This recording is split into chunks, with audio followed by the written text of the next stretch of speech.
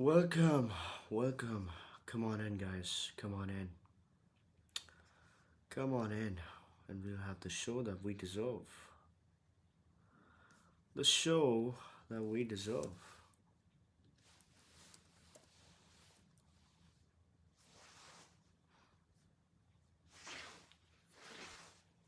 We need it.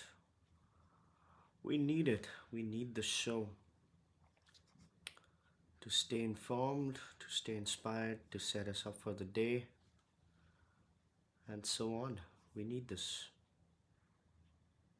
We do. So we're live on YouTube, we're live on LinkedIn, and then we're gonna go be live on WhatsApp. Let me just share this to people on WhatsApp.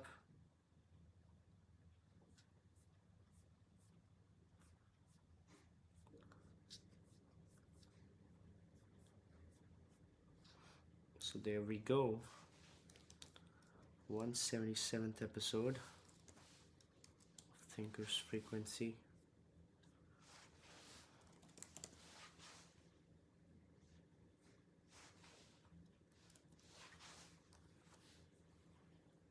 Oh, what the hell did I do? I forgot to paste the link.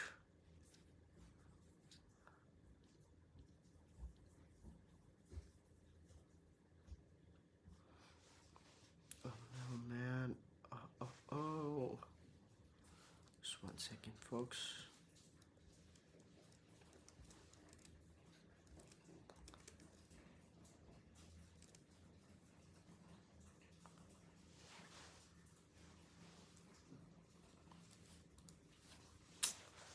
God damn it. 1 second again. Yeah. Now it's good.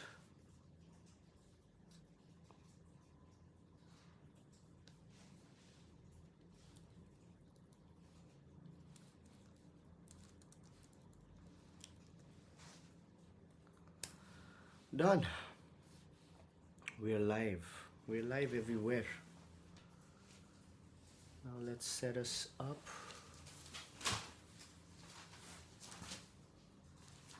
Just should check myself. Audio. Should check myself. Yeah. LinkedIn is good. YouTube is good. I guess LinkedIn should be okay as well.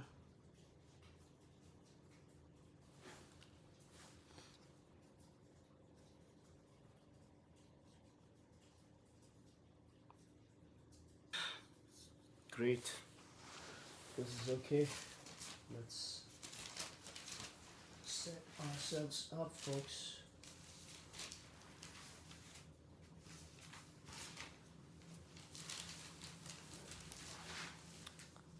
If you can hear me, give me a cheer and then we will begin.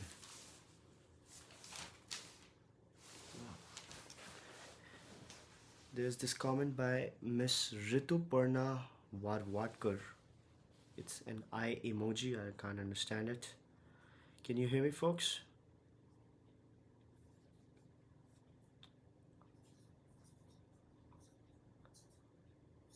Yeah, I guess you can. I guess you can, right? If you can hear me, say something. And then we will begin. Then we will begin the show that we deserve. The show that we deserve. Give me a cheer, folks.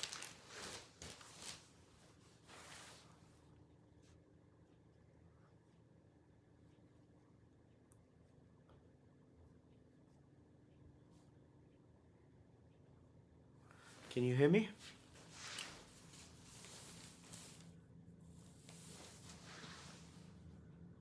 I can see some people coming in. That's nice. That's always nice to see.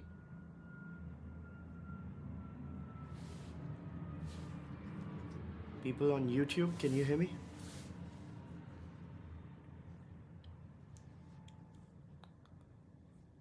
I guess you can, right? Guess you can.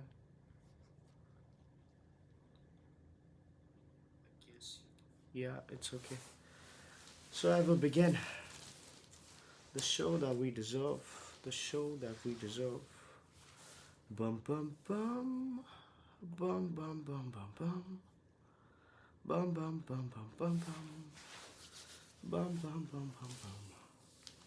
Bum bum bum bum. Bum bum bum bum. Good morning, everybody. Welcome to Thinker's Frequency. We're having such a good time.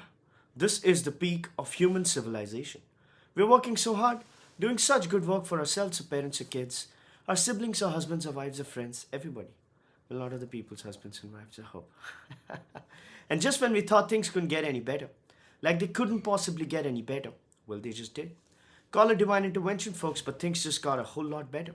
Now we have Thinker's Frequency, our daily mental workout, our daily dose of insights and analysis, which don't lead to paralysis right before we punch in. So let's continue with our journey of reading between the lines, things that are especially interesting and important in the world of business and finance. Let's go. Oh, but before we go, gotta follow tradition, right? You know the tradition. You know the sweet and sacred tradition of the simultaneous sip. We'll all sip something together and it'll bring us good luck, as it always does, without fail, every day. And all you need for the simultaneous sip is a copper mug, a glass, a tank, a chalice, a stein, a canteen jug, a flask, or a vessel of any kind. Pour it with your favorite liquid. I like some hot water with black pepper in it. And there we go. Oh my God, this is beautiful. Sublime. Let's do it again. Wonderful. You know what the simultaneous sip says, right?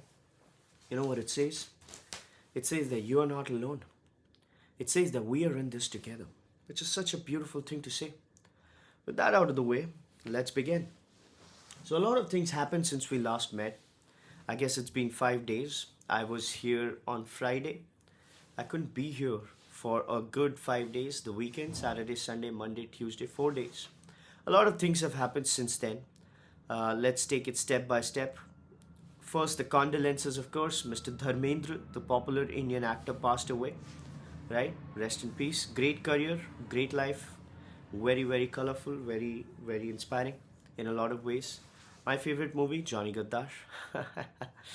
His best work, in my opinion. Yes, Satyakam was great. Yes, there were a lot of good movies, from the earlier era.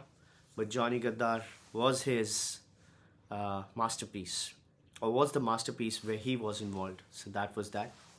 Then, unfortunately, an Indian jet, an Indian Tejas, crashed. Yet another condolences. While a Dubai air show was going on, and in the middle of the whole acrobatics, the plane fell. The pilot unfortunately succumbed. It was unfortunate. It was extremely hard to watch. It was very, very painful. Very painful. And that also took the defense stocks down the next day. If you took a look at it, a lot of exports also became a problem because these stocks get slowed if these conversations get ruined in that way, right?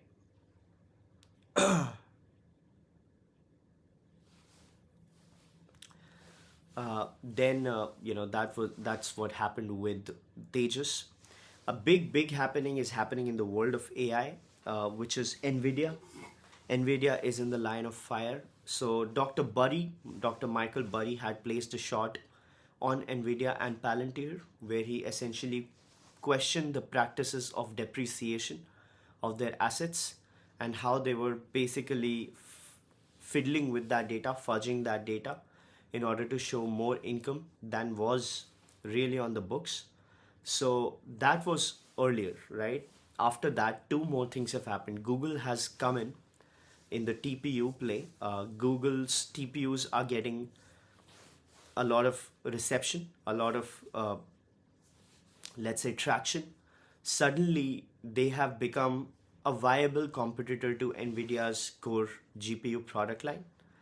NVIDIA congratulated Google, but said that they were far ahead of the competition. They said they were generations ahead of Google and of everybody else, and their GPUs worked in every situation. So that was the first whiff of an acknowledgement by Nvidia that the competition means something, right? And if you're a regular viewer of Thinkers Frequency, if you've been watching Thinkers Frequency for a very long time, you know Mr. Peter Thiel's analysis on Nvidia. So he was always bearish on Nvidia. He said that Nvidia is a temporary monopoly because hardware inevitably loses its core, its defensibility in a product line like AI. So he said Nvidia was essentially making 90% of all money in AI. All the money in AI, almost all of it was just going to Nvidia. And there has to be a time when this sort of gets uh, tapered away, when competition comes in and it takes away its margins, it takes away its earnings potential, and so on and so forth. That was Mr. Peter Thiel's reading of the situation. But he said that about 2.5 years ago, right? And since, or 1.5 years, basically 2 years ago, let's go with the safe spot. I guess less than that, but yeah, somewhere along that, he said that, and now it's coming to light. Now people are actually acknowledging worthy competition to Nvidia, right? Uh, with Google's TPUs coming in the fray. But that aside, there is a new shot placed on Nvidia where it claims that Nvidia has been fudging its books. How has Nvidia been fudging its books? So there's this person on Twitter. He's Just Dario. He published a very detailed report saying that Nvidia claims that it shipped 6 million GPUs. Okay, but its earnings don't match the 6 million GPUs. So he looked at the announcements. He said that there was extraordinary demand when it came to Nvidia GPUs, so much that they were selling out, in Nvidia's words. But if Nvidia is selling out, how is Nvidia's inventory levels rising up, right? Because that's counterintuitive. If you're selling out, you won't have a lot of inventory, right? That's the essence of selling out. He also said that if you're selling 6 million, where are the numbers for those 6 million? He calculated the cost of each GPU somewhere around $40,000 and so on and so forth, even if it was discounted and so on and so forth. He said that you couldn't have sold more than 4.5 million GPUs according to the books that you're showing. So you're basically just dressing up the book, and he's calling it blatantly a fraud. He's saying that Nvidia has essentially colored its books and it's Enron. Now Nvidia has said that it's not Enron. Now and Nvidia has also said that if it didn't come out with good earnings, right? If it didn't come out with good earnings, it would have crashed the world market. So he said, the world rested on our earnings. If they were bad, the entire world would have fallen apart. It would have. So people said that Nvidia essentially cooked the books to save the world.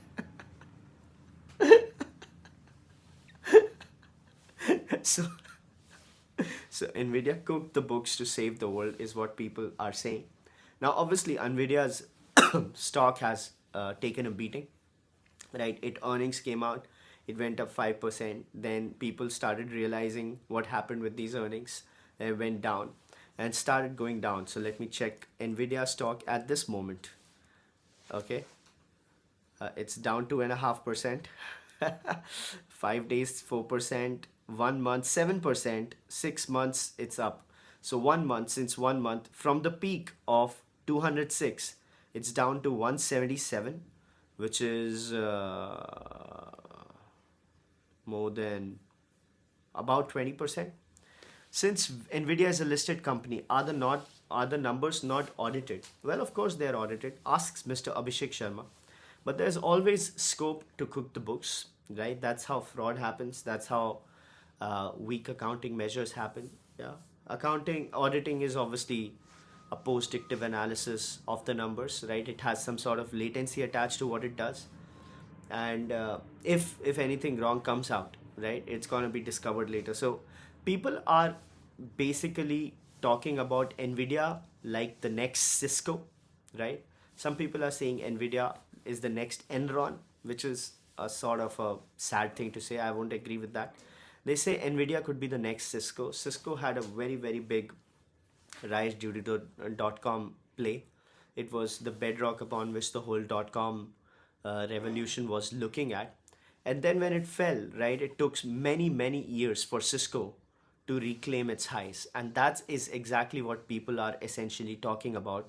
That it's not that Nvidia is a fraud company, it's just that it is too overvalued. And when everything falls, when the ball breaks, the cradle falls, it's gonna be a long time since for Nvidia to recover its highs to its highs. If you look at Amazon listed at a huge premium, right? And then the stock fell about 90%, right? And then it took 7 years for Amazon stock to come back to its highs, right? So that's what people are saying. And that is, that, can you believe this, folks? This is huge. This is very, very big. And people are openly shorting Nvidia. Now, All in Pod is a bunch of venture capitalists, right? Venture capitalists, and overall, David Sachs is a good member of All in Pod. They're saying that Nvidia's earnings are clear and open. They say that it's all rooted in the income statement. So there's income statement, there's P&L. So these books are audited, and you can see where the money is going and how the depreciation is playing out, and how so that they're wrong. They're fundamentally accounting 101. They're wrong. But let's see how they age, right? Speaking of All in Pod, Chamath Palahipitiya, one of the persons in the All in Pod, he is a Sri Lankan. He's done very well. Facebook early, right? He had into 2020 placed a big short thesis on Google and Facebook. Now, how's that short doing, right? Since then, both of those companies have like tripled in value. So if anybody would have taken his advice, they would have been buried, right? Pun intended. But he's saying that Dr. Michael Burry is clearly not good at what he does. So let's see how this particular bit ages. I'm open to all perspectives.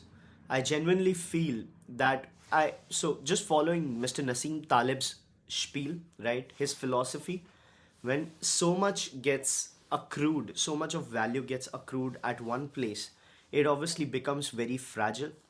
And with so much of fragility getting accumulated on Nvidia, it's obvious that something might go wrong, and it can swing in either direction.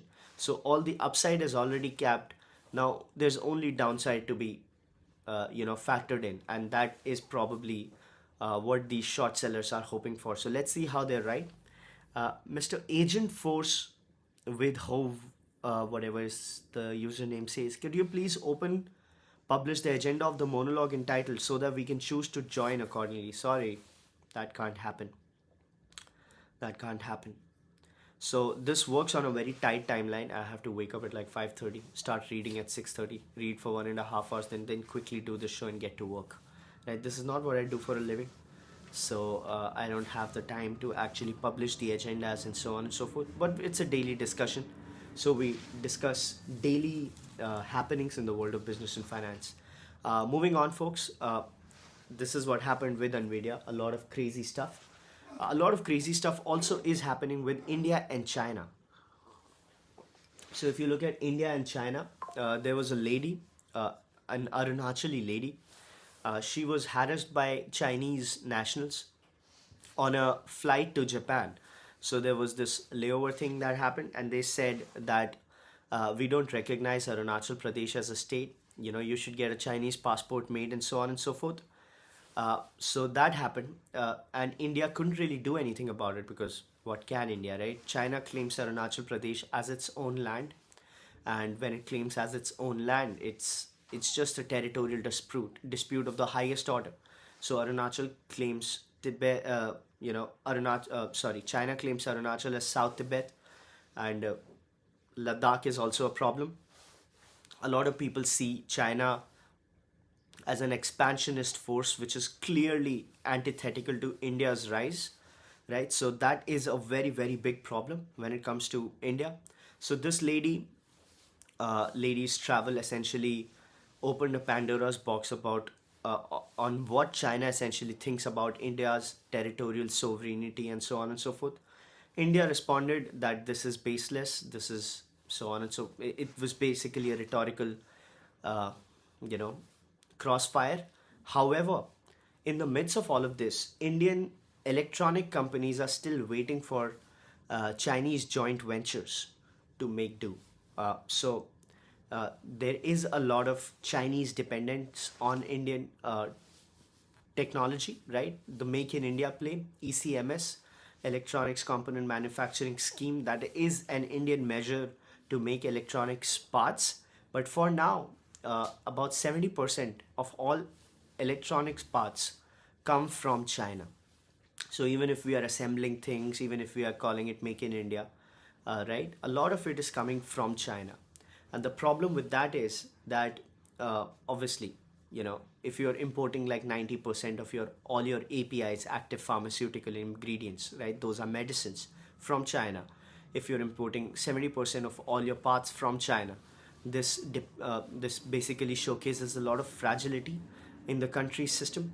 To counter that, India essentially talked about joint ventures, Indian companies doing Chinese joint ventures so there could be tech transfer. And they've been waiting since April, May, and nothing has happened. And at the same time, Indian exports to China have gone up. So Chinese market is giving Indian products, the low value commodity products, the farm products, and so on and so forth, a chance. So Indian exports to China are high. So China is clearly setting the line, right, about what kind of growth it wants India to have. Uh, I'll say that again. China is essentially setting the line on what kind of growth it wants India to have. And that is a big problem for the country. India is going to be a 4 trillion economy. India is a 4 trillion economy. It's going to be 4.2 trillion, right? Some estimates it's 3.9 and so on and so forth. So it's going to be the third largest economy. And it has a window of time before China takes over unambiguously as the global hegemon. And if China becomes the global hegemon, right, India won't have a lot of leverage to counter that kind of a play. So how long is that, right, till China essentially becomes that global hegemon? That's anybody's guess. But for now, it looks very, very tricky. So those were a few of the things that happened, right, in the last 5 days, right, where we've missed. Mr. Sumanth Kumar says, "Good to see you back, Nishant. Hope all is well." Thank you, Mr. Kumar. Good to see you as well. Good morning. I am well. I actually fell sick, so I was traveling, and it was a family affair, and we were traveling, and it was all going well, and then I fell sick, so I couldn't do the show yesterday. But thankfully, I'm good today. So let's go. Right. Speaking of global matters, we missed out a few aspects, right? Afghanistan, Pakistan war situation is warming up. Israel, Hamas war situation is warming up. So, Bibi Netanyahu, Mr. Netanyahu, the chief of Israel, he's talking about resuming the attacks on Israel, the whole peacekeeping deal with Israel and Hamas.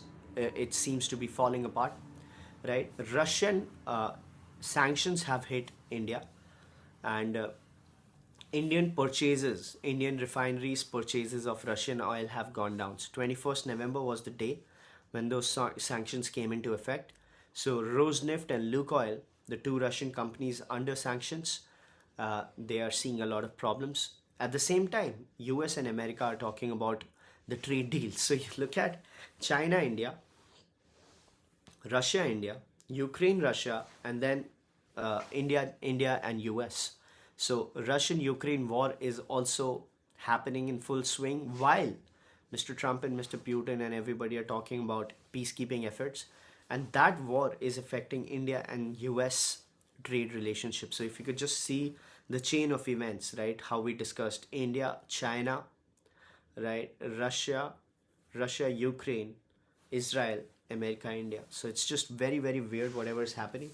In the midst of all of this, Indian markets are looking pretty green, right? Indian markets are not looking bad at all, especially because whatever is happening in the fray, earnings have risen. Indian market earnings have risen up. So price to earnings wise, Indian market doesn't seem as expensive as it used to be. However, with that, right, there's a lot of fragility in the fray. So that's what's going on with Indian markets. Indian refiners calculation stable minus Russian oil. Low global price, high Moscow discount make up for volume loss. So a lot of volume loss, but sorry. So that's what's happening with India and Russian oil purchases, right? There's a $5 per barrel discounts on Russian Urals to Brent for January loading, up from $2 pre-sanctions. So that's what's happening. That is a lot of money, right? So while the volume is down, it's being offset by the margins at play. Reliance has stopped using Russian oil on its export-only unit to preserve access to EU markets. Benchmark oil prices have slipped to pre-sanction levels. Dip likely in December loadings. So that's what's happening. So maybe just maybe, American idea of stopping the Russian-Ukraine war by forcing India and China to stop buying Russian oil might work out, right? Because this is going to lead to a lot of capital escalations for Russia. So let's see how that plans out. Moving on, folks.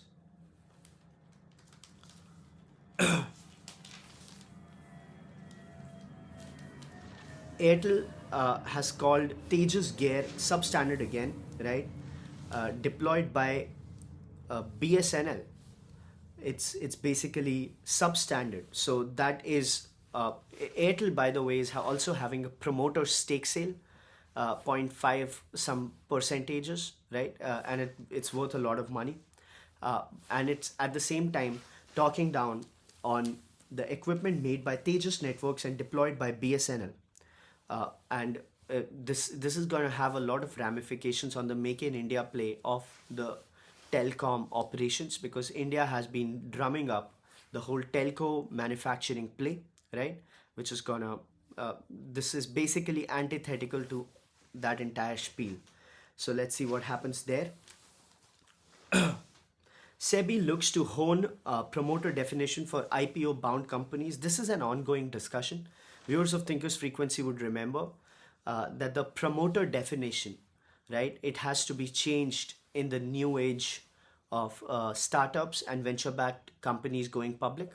When venture-backed companies are going public, the structures are not as they used to be, right? So SEBI wants some reclassification of promoters, because nowadays promoters have very, very little shareholding in the companies against what they used to earlier, right? When they used to bootstrap and all, so they used to go public with huge personal stakes. Not so much anymore. This is leading to SEBI essentially making it mandatory for companies to define how this promoter status is granted to companies. Looks to hone promoter definition for IPO bound companies. This is because previous norms and previous definitions of they're basically incompatible with this era. That's the true sense of it. So that is an ongoing discussion. Viewers of Thinkers Frequency would remember we discussed this months ago. So this is going away. Scrap rule says that individual with 15% or more voting rights naturally controls entity, right? Past promoter reclassifications need to be disclosed. So that's what's happening. Boat IPO is a fine example of this, says Mr. Abhishek Sharma. Boat IPO, well, that's a dumpster fire truck, right? On steroids. A lot of problems with boat IPO. If we are talking about boat IPO, we should mention the paradigm shift in the perception of industrialists, of businessmen, of entrepreneurs, and so on and so forth. So if you just go back 100 years or 50 years, right, you don't know much about, let's say, Dave Packard and Bill Hewlett or J.D. Rockefeller or Andrew Carnegie or Henry Ford, their lives were much less scrutinized as compared to, you know, people from today. So their public image was very, very filtered, very refined, very color corrected, and that sort of led to, you know, people's illusions about their greatness. So I call it delusions of grandeur, right? Delusions of grandeur about great personalities. Uh, that has sort of changed with the advent of social media. In the last few years, people, even the kinds of people like Bill Gates, they've not escaped any scrutiny when it comes to even their intellectual heft, right? So when Mr. Musk said that I was surprised, I was underwhelmed with Bill Gates' intelligence, right? That's what he says. He found it underwhelming.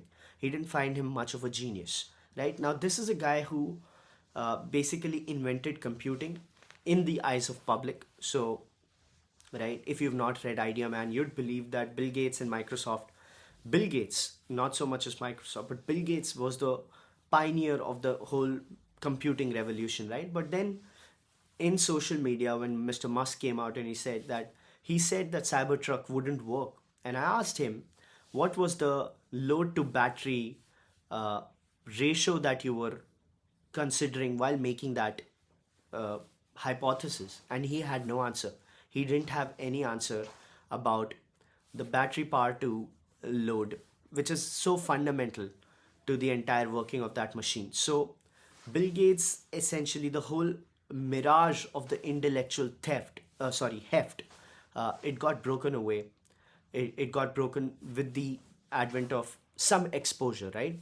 Sunlight is a great disinfectant. That has certainly happened a lot in the case of Indian entrepreneurs and Indian businessmen, right? They have certainly not proved to be good when it comes to surviving scrutiny. This is what happened with uh, I guess the founder of Boat, right? I saw this post which was like, that was chapri stuff, man. What are you doing? You're supposed to be the founder of a multi-thousand crore company, if it's not a multi-billion-dollar company, right? You are going public. You've built an institution, or so you claim, right? What is this? You know, you're uploading a picture. What the hell is this? This is Tiger Zinda. You're like quoting B and C level Indian movies, responding to financial allegations, man. That's just very, very weird, right? It's so hilarious. So some people really need to be trained on how to respond when it comes to uh, public scrutiny, right? When Mr. Piyush Goyal, Piyush Bansal, right? When Mr. Piyush Bansal was asked about how Lenskart could be valued like this, when he's on Shark Tank giving lectures to people on valuations, and he said, "मुझे तो चश्मे बनाने हैं, मैं तो चश्मे बनाता हूँ, मेरे को customer चाहिए," and that's not how you talk, right? So he exposed himself as, I shouldn't say anything negative about people, but it wasn't a positive thing, right? The same goes with this. Ghazal Alag, Miss Ghazal Alag, Madam Ghazal Alag, the founder of Mama Earth, she also exposed herself very, very badly about while trying to defend Mama Earth's valuation concerns. When she said that, we are playing with heart, and we are building the company, and so she didn't address anything, and she just exposed herself as a total, let's say, somebody who's very inadequate intellectually. All of these people, right? It's just in intellectual inadequacy that was burst forth in the face of extraordinary scrutiny. So Mr. Vaibhav Manocha says, so is it that biographies are also not to be trusted? Of course. So if you're looking at autobiographies or biographies, there's a word called hagiographies, right? They're basically just colorful treatments of the personality. So you've got to corroborate that information with every public record, which may or may not be that flattering. So if you read Grinding It Out, so I've read Grinding It Out. I love the book, right? Grinding It Out is the biography of Ray Kroc, the founder of McDonald's. It's a great book, actually. It's not a bad book at all. However, if you read Grinding It All and then you also watch The Founder, which is based on the McDonald's brothers' perspective of the whole situation, that's when you get a true picture of the person, right? So, but still, I say biographies and autobiographies are the best, most important forms of books, is because, of course, we are all colored, of course, we are all imperfect, of course, we all have problems. But biographies are is a person's story from his perspective, and that matters. So while there might be faults with Ray Kroc's personality, right, how he dealt with people and so on and so forth, it doesn't take anything away from the guy who was like a salesman in the morning and pianist at night, right? And he used to work really, really hard. So nothing takes anything away from that story. So it's not like there aren't good qualities when it comes to Mr. Aman Gupta or Mr. Piyush Bansal or Mr. Ghazal Alag. They might be, good in their own right. They might have their own perspective. It's just that their intellectual heft is definitely not standing the scrutiny of the times. Or maybe they just need to get trained a bit better, right? So that they don't sound like total idiots, right? Maybe they're not having right people around them. Mr. Sumanth Kumar says, I used to work at Herman International. Mr. Gupta led marketing for JBL and managed all the vendor relationships. Many of the board devices are essentially replicas of JBL products. Well, that is not surprising at all, Mr. Sumanth Kumar. Nobody has ever claimed boat as a pioneer in anything, right? They just nailed a lot of good distribution. They were internet first. They were at the right place at the right time. They came out with this line. D2C was a very, very new concept. It wasn't existing at the time. Uh, uh, E-commerce had begun, and there were a lot of white labeling things that are moving. It seemed like a real opportunity. The brand play.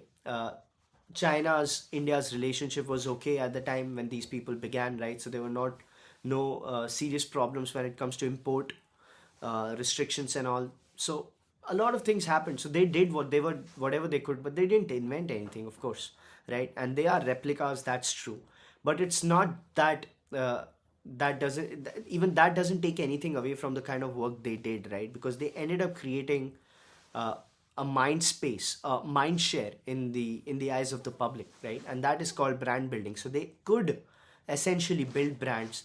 They had a quality control play going on. They could bring down the price, make it more market accessible. When JBL, when Bose and everybody, they had some price points, right, which were not accessible for the bottom of the pyramid. So they took on and they created an aspirational yet affordable brand. So you got to give them credit where it's due, right? But the problems remain. So the biggest insight is that it's not that these people are stupid, right? Everybody had these gaps. Everybody, right from Bill Gates to all the beautiful, great Walt Disneys of the world, right? Henry Ford, Thomas Edison, all of those people had these problems. Indian businesses, of course, they were traders. All the Indian businesses were traders, essentially, right? All of them had these problems. But it's just that these problems are coming to the fore now. In the era of extraordinary scrutiny, you're finding out that these people are not special, right? That's the insight. You're finding out that, hey, Bill Gates is not special. Hey, Mark Zuckerberg is not really special, right? No matter how he wanted to craft this image of this boy genius, boy wonder, aw shucks, extraordinary human being, it's like can do no wrong and so on. So you remember the first few years of Facebook and the PR surrounding Mark Zuckerberg, right? It was all about, oh, this guy is just like, a reincarnation of God or something of that sort. Now, those people don't believe in reincarnations, but you get the idea, right? So, and then time went by, Facebook went out of, and the whole social networking revolution that Mr. Mark Zuckerberg created, that essentially proved to be an unraveling of him, right? Uh, People were mercilessly mocking him for whatever his faults were, and there were many, right? Uh, and he wasn't as bulletproof. So people are not as bulletproof as people or as they portrayed themselves to be in the earlier eras. It's just that this in this day and age, it's coming out too openly, and that is the killer insight, right? So when you think that these people are bad leaders, or they're idiots, or they're intellectually inadequate, or they're chapris, or whatever people are saying about these people, it's not just them, it's everybody. We all have faults. It's just that in the age of hyper scrutiny, it's coming out too easily, right? So hope you like that explanation. And it should not be surprising to anybody, by the way, right? Moving on. The carefully curated image and the era of them is gone. Is gone. Moving on. Just ask yourself if your public views, or if everything that you said online, right, or if you thought of uh, online was scrutinized to this level, would you essentially stand that scrutiny? It's gonna be very hard. It's gonna be very hard, and that's exactly why I try to do this show, because I just want to prepare myself, you know, for that kind of scrutiny, because I want to expose myself strategically. So when things go up, right, when things go really big, I don't come out as an idiot. Moving on, folks. There is a very big interview. Mr. Sumanth Kumar asks, any chance of community meetup in December? Oh, absolutely. Absolutely. Let's plan it. Let's plan it. December. This is 26th November, right? Yeah, let's do it on the weekend. So he is the Emirates NBD Chief Group CEO, Mr. Shane Nelson, the Emirates NBD. Need ease of foreign investment in banking. Emirates NBD, as you know, has gotten $3 billion, has allotted $3 billion to RBL Bank in a bid to take over, right? And it's obviously in the list of many banking transactions that are happening in the country. The first one is, of course, Yes Bank being taken over by Sumitomo, right? Sumitomo Mitsui Banking Corporation. Then Emirates NBD taking over RBL, and other banks also looking pretty solid. So he's saying that Indian banking needs to open up a little. The forced glide back should keep voting rights as per stake, right? India essentially has some restrictions about the voting rights when it comes to Indian banks and so on and so forth. He has some concerns when it comes to that. He says that we have been long-term investors in the country. We have a long-term view about the country. Investors like us shouldn't have to bother about such regulations or such, let's say, roadblocks. He calls them roadblocks. So that's what he says. This is an ongoing conflict which always happens in the world of business, right? Regulators against companies. Companies want ease of regulations. Regulators want what they want, right? So that's that. Moving on, folks. Delhi's AQI breaking all records, folks. My God, what's happening in this city? Right, a lot of political chit chat which we best not discuss. Jal Jeevan funds until states acts graft against graft. So what happened was, Jal Jeevan is essentially central government's scheme to enable water distribution across states and villages and so on and so forth. People found a lot of corruption charges, right? A lot of corruption charges across the nation when it came to implementation of that particular scheme. And right, so what the central government has done is, the PMO, that the funds won't be released until some action is taken against these graft allegations, or let's say these graft revelations. Let's not call them allegations. Allegations makes it sound like it's not real. It is real. So they are saying that you got to basically work again. So there are hundreds and hundreds of cases lined up. They want some action on those cases before they can get the money. Do you think this action, whatever they're claiming or whatever they're asking for, will actually have any impact on the corruption play when it came to Jal Jeevan? Or would it be a scapegoat finding exercise? Well, the answer to that question is obvious. I guess everybody would say that it's going to be a scapegoat finding exercise. Next question to you is, what can India do to avoid that kind of a situation, where the scapegoat kind of a situation doesn't yet ruin center's plans on making things happen, right? So viewers of Thinkers Frequency would know, we talked about what are the three necessary conditions for corruption, right? There's a lot of time, there's a lot of people, there's a lot of money, and there's complications, right? So 3 plus 1. Lot of time, lot of money, lot of people, right?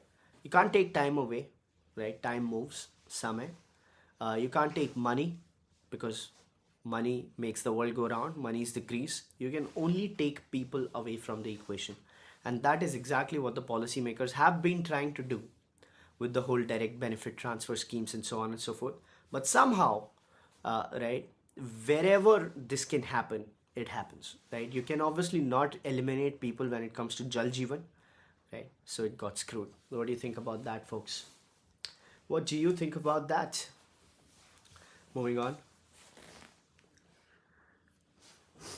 Labor codes to benefit workers, reduce and simplify compliances, says Union Labor Secretary. Fractal Analytics IPO coming, first official AI company in India to go public, says Mr. William Davis. Fractal Analytics IPO. Fractal is not an official AI company. Fractal is like ZS. It's a service operation which does analytics work. So it's like ZS Consulting or other players. So it's not an AI company. What did you mean by that? It's an analytics company which is now looking at using AI to better serve its clients. It's not an AI company, whatever that means, right? If you mean an AI product company, it's not that. Definitely not that. So that's what's happening. So we were talking about labor codes to benefit workers, right? Reduce, simplify. We will pre-publish the central rules next week, allow 45 days to comments, and then take another 45 days to finalize them. In 2.5 to 3 months, the final central rules should be notified. Labor codes. Why do you think the Union Labor Secretary or the Indian government is so hell-bent on making labor codes more accessible, less compliant, or simplified compliance, and so on and so forth, right? Because there are two things that are stopping India's progress. You know what those two things are? Number one is the land, right? The land, and the number two is labor. So whenever anybody wants to essentially set up a factory or set up a manufacturing unit or set up a unit of any kind, right? These two things are the biggest bottlenecks, roadblocks when it comes to dealing with babus, dealing with compliances, dealing with regulations, and so on and so forth. So land and labor. These are the two things which essentially transformed China because they don't have those kind of restrictions, right? Land reform has been exceptional in China. So that's what's happening. November merchandise exports in positive territory, says Mr. Peeyush Goyal. I've heard good things about it. If possible, could you please check how much it might be valued at? Asks Mr. Sumanth Kumar about Fractal. So Fractal is a great company. Fractal is a predictable success kind of a company. It's a service company. It's basically an IT services company, but in the analytics play. So the margins are good, but it's not a product organization. It's a services play, just like let's say Infosys, TCS, or so on and so forth. ZS is the best analog of Fractal. It's a good company. I think it's gonna be valued at a revenue multiple of 3.5, 4 maybe. So let me check if you're asking. That's my reading of the situation. So Fractal Analytics IPO. So it's looking at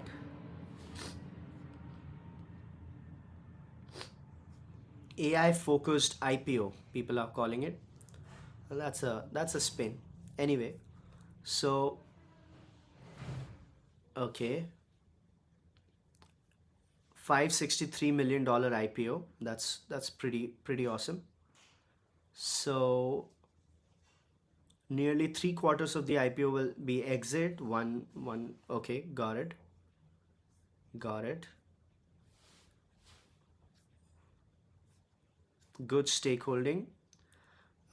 Co-founders group Mr. Shrikant Velamakani and Pranay Agrawal together family owned 20% of the company, not participating in the offer for sale. That's good news. We'll have to read on their revenue multiples, right? What is gonna be their revenue multiple? That's to be seen. Just one second, folks. Let me just check on it. Okay. So it did a 54 crore loss in the FY24, right? In FY23, it did 200 crore profit, right? Now, revenues are 2,000 crores, 2,200 crores, Fractal FY24 revenue, right? And what is the valuation that these people are looking at? So Fractal market cap 2,000 crore revenue. If they're going for a 2,000 crore revenue, right? And they're having an IPO of $500 million. They're at least looking at what?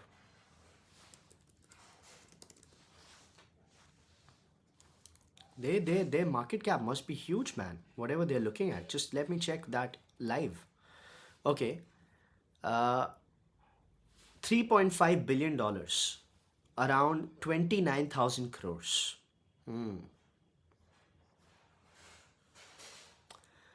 Secondary transaction in July 2025 valued the company at about $2.4 billion. $2.4 billion is about 25,000 crores. So from 25 to 35,000 crores is what they are looking at. 25 to 29, and they have a revenue of 2.2 thousand crores. So essentially they are looking at a revenue multiple of some 10 to 12, which is pretty nice for a services company, for a data analytics services company. But they are positioning themselves as an AI play. Perhaps that's how they have been able to jack themselves up like this. Off topic, but why have you dug up into Rothschild family and their history? Any recommendations to know more about them? In case you have gone down that rabbit hole. Yeah. Yeah, I've been down that rabbit hole. Rothschild's family history, right? It's fascinating. It's pretty cool. Pretty cool. What can you read about it? Well, you know it. So I haven't read a conclusive book on it, to be honest, right? A lot of various sources, a lot of things where they own everything. They're the secret family, which I don't, I call bullshit on all of that. But yeah, the work they did as bankers during the war play. So they were funding both sides of the war essentially, and they had this mask panic thing. So mass hysteria was very well capitalized by the Rothschild family, right? Which was exceptional. But let's not get into that because that's a lot of, what do we call it? Conspiratorial thought, right? So then you get it a lot. As you say, the rabbit hole, right? You get, but factually, it's pretty interesting how they essentially time the market. So the beauty of that whole fact is, as much as I've read, is when they got to know that the outcome of the war, and as they got to know the outcome of the war, they still essentially they spread a bad news in the market, right? knowingly that it was wrong news. So let's say if they knew that England had won the war, the news had spread that England had lost the war, and as that news spread, right, everybody started selling the stock, and when the stock essentially crashed, they accumulated all the stock, right, and till that news essentially got debunked, everybody had sold out and they had won. So that's one of the stories that I've read, but it's pretty fascinating, right? Moving on, folks. Urban employment rises by 4.5%. Rural drops by 4.7% in July and September. Employment numbers looking good. Rural urban's workforce snapshot looking pretty cool, right? Number of small businesses and jobs in those establishment marginally increased in July September from the quarter before. Well, this is a latency report. We are reading this report in November, right? But this was expected. So July September numbers went up. October, November, December numbers gonna stay a little solid, and then it's gonna taper down. So we are CEA says economy expected to cross $4 trillion this fiscal year. Well, we know that. We know that. Moving on, folks. Rothschild. Rothschild, the rabbit hole. Always a very, very fun thing to read.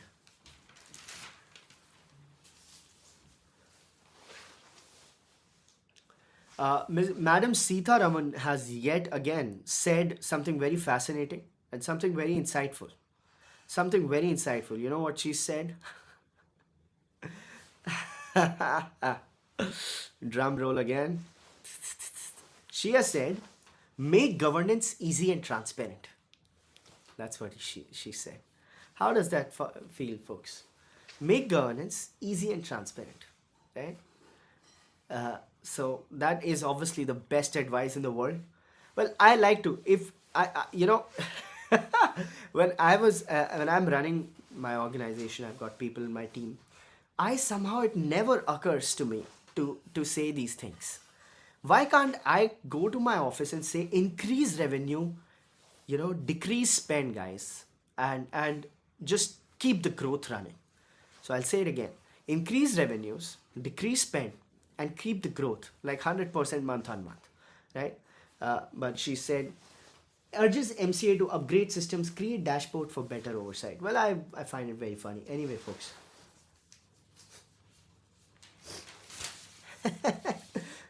Make governance easy and transparent. Nice. Moving on, folks. Unilever CEO prods HUL to move faster in the premium lane. As you know, HUL has gotten a new CEO. The lady, used to work with HUL Beauty, right? That is a premium play, of course.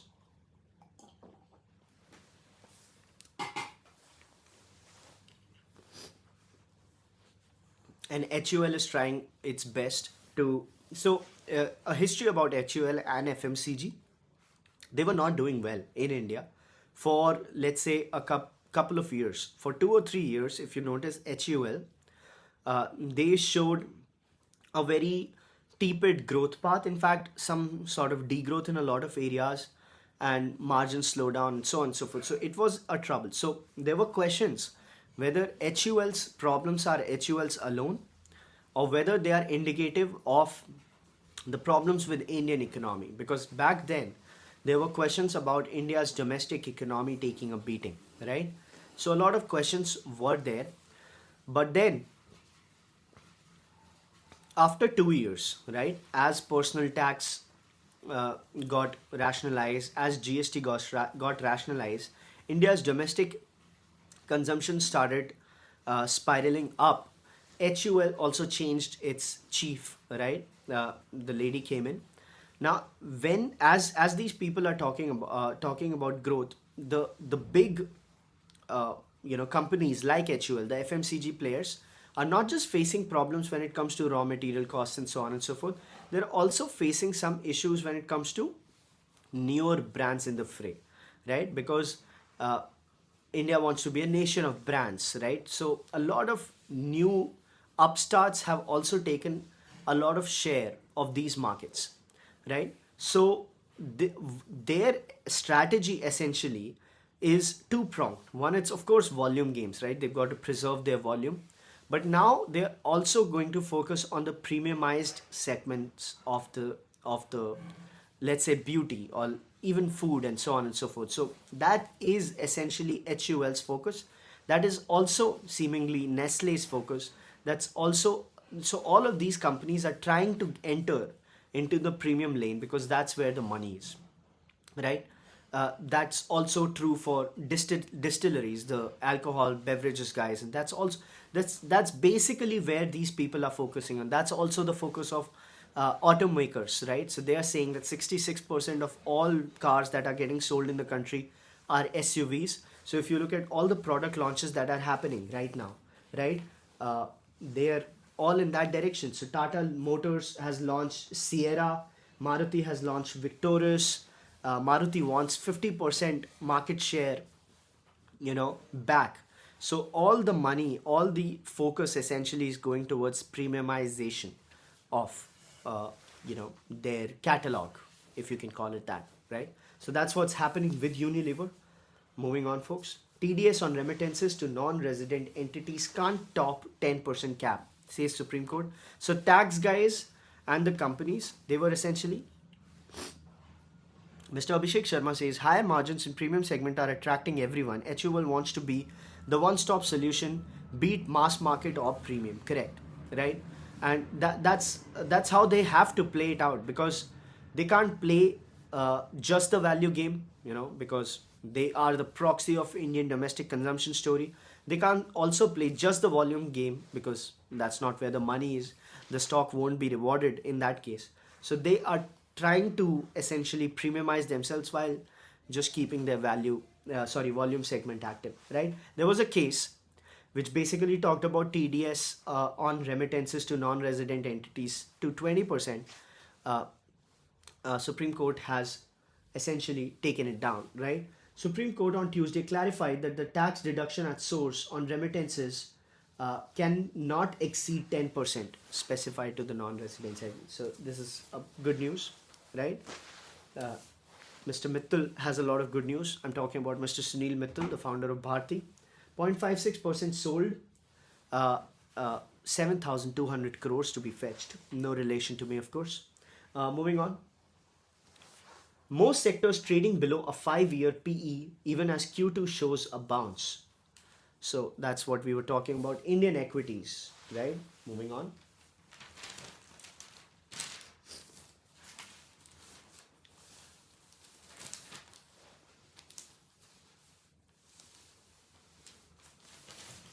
So 10,000 crore of bond issues with yields high have been scrapped.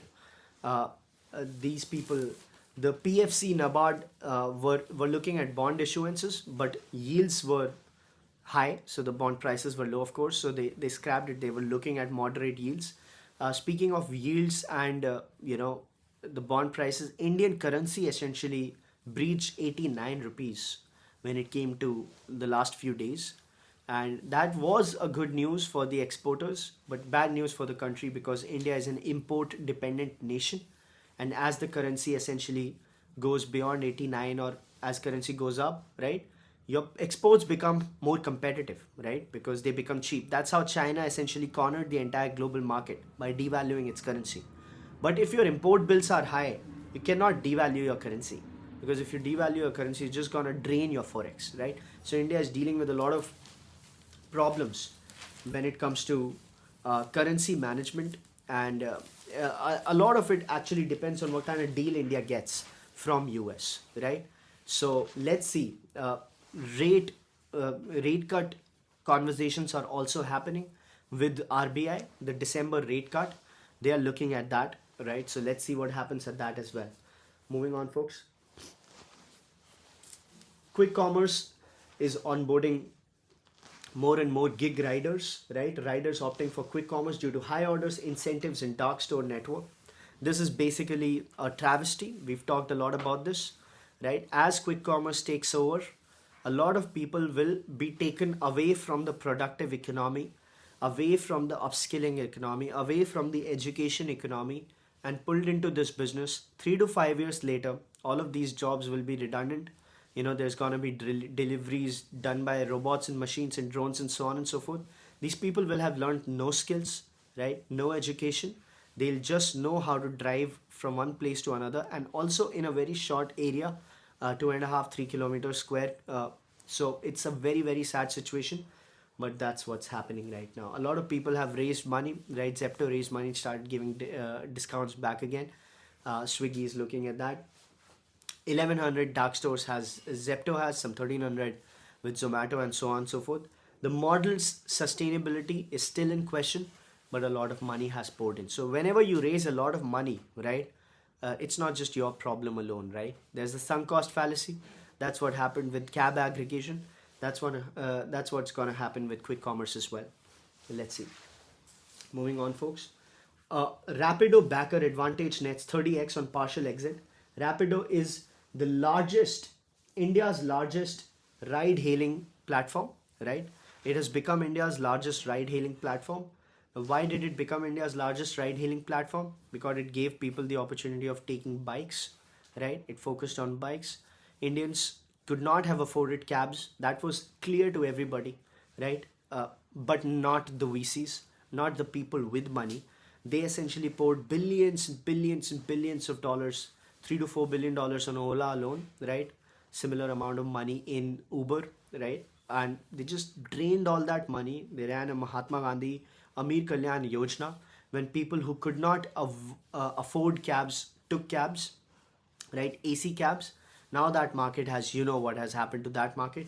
But Rapido has clearly gained a lot, right? Its investors have gained a lot because of bringing a paradigm shift in that domain.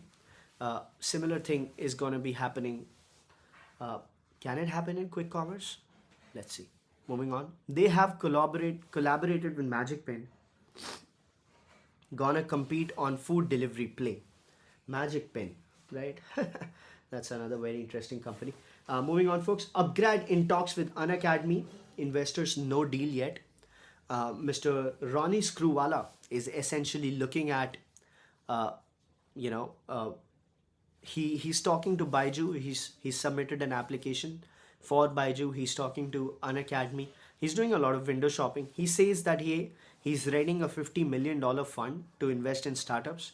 I'd love that, some of that to come here. But he's essentially talking about Unacademy with a company with a decent brand equity and a good recall. Right? These are measured statements.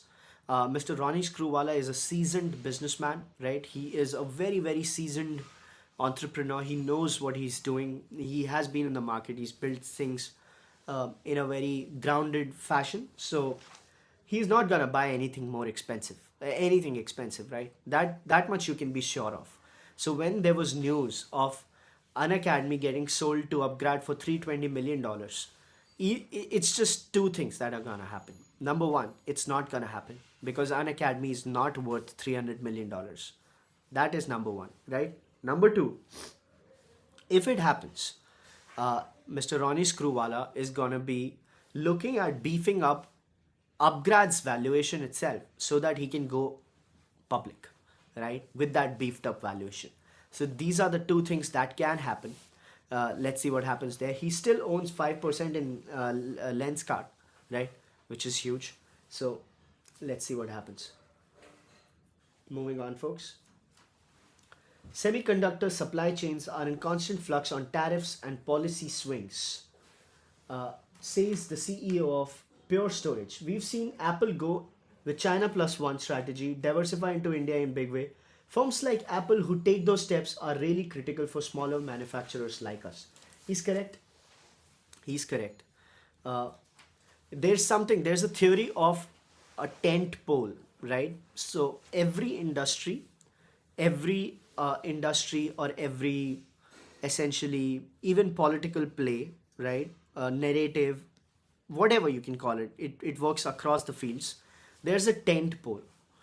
If it comes, everything can come around it, right? If it doesn't come, nothing happens. And if it gets destroyed, everything gets destroyed. So if you have a narrative, let's say, right, that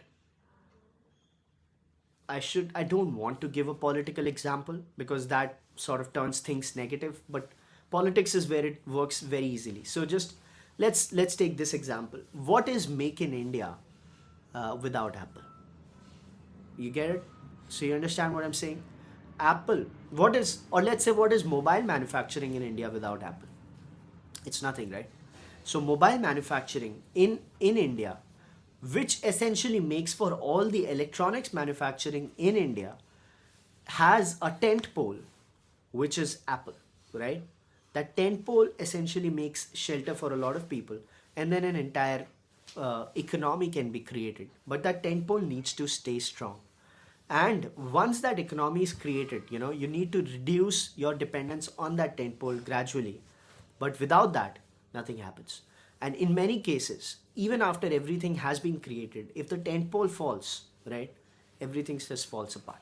So in Indian electronics situation, right, so you can apply this concept anywhere, right, when it comes to businesses, when it comes to teams, right. So when you are building a company, there's the concept of linchpin, right?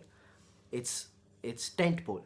When you come to the markets, right? Nvidia, OpenAI, the tent pole, the linchpin of the whole AI revolution. When it comes to, so you get the point, right? So tent pole is the concept, and India's manufacturing tent pole has been Apple when it comes to electronics, and that needs to be preserved, right? But even with that, a lot of action when it comes to policy changes and so on has hurt the country. Let's see how it faces up, right? Moving on, folks. We've already talked about Airtel's escalation on Tejas equipment substandard, right? Telcos plan capex of 3 lakh crore to get future ready. Companies focused on network push, fiberization, AI-based optimization, and so on. So a lot of action is happening on subsea cables, right? There's a company which is investing a lot of money into the whole subsea cables business, right? That essentially is a green opportunity for India. There's also a lot of money that's going into the whole marine play, right? Maritime play. Although it's not related to the telco play, a lot of capex in this area is going to help the country. Moving on, folks. Canadian pension fund is investing around $200 million in KKR backed Lighthouse Learning Group, formerly EuroKids International, for a minority stake. US buyout group is transferring 6-fold investment from its $9 billion Asia Fund 3. So KKR, as you know, we've talked about this. This is a developing story. They are creating a whole, learning ecosystem, right? And a lot of action happening in that area. Moving on. Baby Memorial frontrunner for Star Hospitals. Fortis also in the fray. You know why all this is happening in the medical play, right? KKR backed hospital said to have offered 2.5 to 2,700 crores for Star Hospitals. Star Hospitals, a lot of M&A in Star Hospitals, because hospitals as an industry, as a paradigm, are looking at an inflection point. This is where hospitals really go up. Medical tourism is a very, very good growth driver for the entire hospital industry, right? It's facing a lot of M&A action, a lot of consolidation for the next phase of growth when it comes to India is concerned. So India is the cheapest place in the world for healthcare, right? And that is attracting a lot of medical tourism. Also, there is a lot of room to grow because there's just 9.2% of inflationary growth rate when it comes to pricing of Indian healthcare, right? The price per bed. And also India is very starved when it comes to beds. So India is also a supply constrained market. India needs a lot more capacity expansion, and this is a step in that direction. Baby Memorial Hospital, backed by KKR, emerged as a frontrunner to acquire Hyderabad-based Star Hospitals. 2,700 crore valuation. I'm just looking at, okay, Star Hospitals has annual revenue of 500 to 600 crores. So at 600 crores, they are getting valued at 2,500 to 2,600, 700 crores. That's essentially 4.1, 4.2. That is a vanilla valuation for hospitals in this day and age. That's what everybody is getting, right? So it is believed that KKR would look to replicate the strategy of consolidating hospitals to create a platform large enough to merge with others to find a suitable opportunity, take it public at some level. So again, this is yet another you know attempt at going public. Apollo is obviously an example of this, right? So this is what's happening. And with that, we come to the end of the 177th episode of Thinker's Frequency, folks. Our daily mental workout, our daily dose of insights and analysis, which don't lead to paralysis right before we punch in. I hope you liked the episode. I hope it added value to you. I hope it was fun, right? What was most fun for me was Madam Sitharaman, right? What did she say? I just forgot. She said, "Make governance easy." That requires another read, right? Just give me a second, folks. That requires another read. She said, "Make governance easy and transparent." That was the most. Make governance easy and transparent. So when you go to the office now, it's 9:23. We're gonna punch in. Just talk to people and it's like, do your work properly and do your work in a better way, right? So that's gonna be a very let me know how that goes. By the way, when you say that in office tomorrow, please let me know. I'll also try that, by the way, today at my office, right? Let's see how that goes. With that, we come to the end, folks. Our daily mental workout, a daily dose of insights and analysis don't lead to paralysis right before we punch in. It's 9:23. We should punch in anytime. I wish you a beautiful day, personally and professionally. I'll see you tomorrow, same place, same time, hopefully. Right? So let me thank Mr. Agent Force, Mr. Abhishek Sharma, Mr. Sumanth Kumar, Mr. William Davis, Mr. Vaibhav Manocha, Mr. There's this spammer, Jesse Crypto. Come on, man. Come on. And Mr. Rituparna Vatva and everybody else who joined. Yeah? See you tomorrow. Please take care. Bye-bye.